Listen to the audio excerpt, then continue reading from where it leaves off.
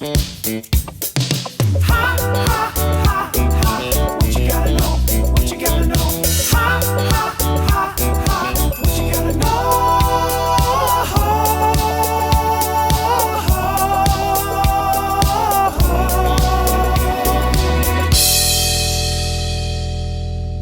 Yo, what's happening, you crazy cats? It's me, Disco Dave, and I'm here to tell you what you gotta know. Today, we're talking about how sometimes bad things happen to good people. So today, every time you hear somebody ask you what you gotta know, you tell them, God can take what's bad and make it good. Bad stuff happens.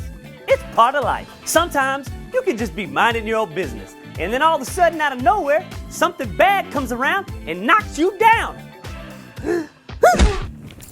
But God, He can take all the worst stuff that could ever happen to you and use it for good. He did it for Ruth.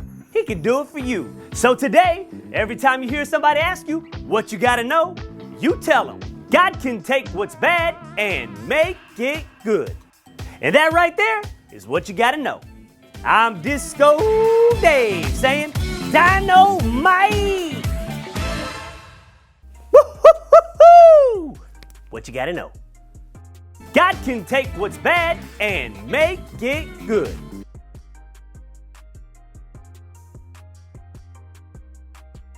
Hey guys, Pastor Steve here, and I'm here with today's Bible story. Today's story is found in Ruth chapters 1 through 4. Now, as we read through the book of Ruth, we see that there was a huge famine that hit the land of Israel. So Naomi and her husband, Elimelech, along with their 2 sons, left Israel in search of food.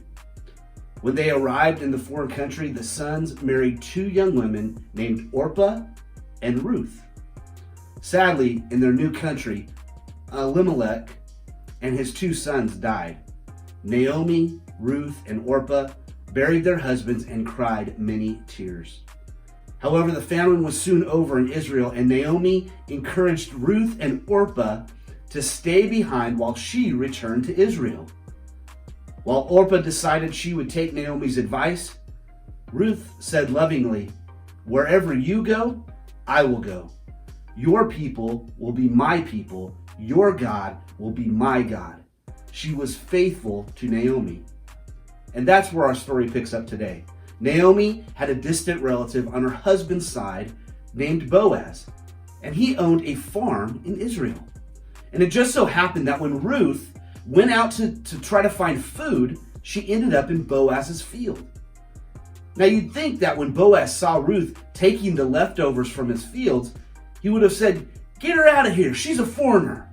Instead, he said, "I heard how faithful and loving you were to your mother-in-law, Naomi. Don't worry, I will protect you." When Ruth told Naomi what had happened, Naomi was relieved. She knew that in those days, a woman whose husband died wasn't able to own land or even get a job. It was crazy. But the way for them to survive was to have a close relative take care of them, someone called a kinsman redeemer. Naomi told Ruth to stay close to Boaz so he could take care of them. But when Ruth let Boaz know her plan, Boaz said, "I may be able to take care of you, but there is a closer relative, and the closer the relative, the better, according to the law." The next day, Boaz went to the closer relative and let him know the situation, that he was the next in line to take care of Naomi and Ruth. But when the man heard what Boaz had to say, he said, "I can't afford it. You redeem the land for her." Hearing that, Boaz knew he was okay to step in and take care of Naomi and Ruth. And the proper way to do that was to marry Ruth. So that's exactly what he did.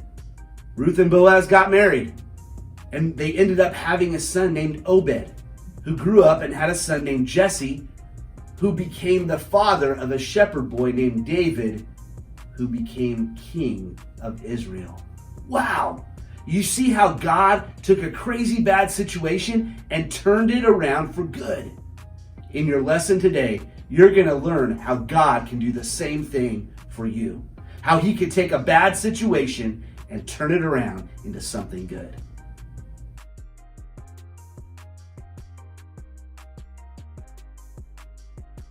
Hey boys and girls, good morning. It's Pastor Jason with your Sunday lesson. You just heard Pastor Steve give the story of Ruth and Boaz as we go through the year of the Bible.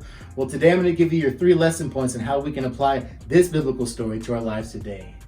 Now, if you remember the story, it was a scary situation for Ruth. She lost her husband, her brother-in-law, her father-in-law. She was in a new land. It was just a real scary situation. It was all unknown to her, and she seemed like she had no hope. And boys and girls, maybe you feel like that sometimes, that just the whole COVID thing. The other times you felt real scary, you felt hopeless, or maybe your mom and dad are moving out of Bakersfield to somewhere else and you have no friends, you don't know anybody. That's a scary situation. Or maybe just when the power goes out sometimes, it's just pitch black. That's a scary situation. Boys and girls, we want to give you 3 points to help you through those times where it feels hopeless and scary. Our first point is, God knows where you are and what you need. And that's an amazing thing to remember, because no matter what you're going through, where you're at or where you are, God knows exactly what you need in that moment. Whether it's peace and comfort in your heart and mind to sleep, to know things are going to work out.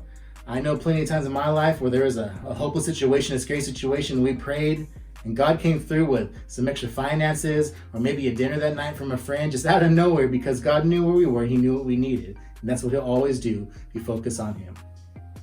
Our second point is, God rewards faithfulness.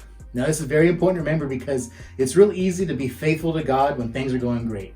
We can sing songs, we can clap our hands, we can jump up and down and say, God, you're so good. Everything's going great right now. I love you so much. But then things don't turn out right sometimes.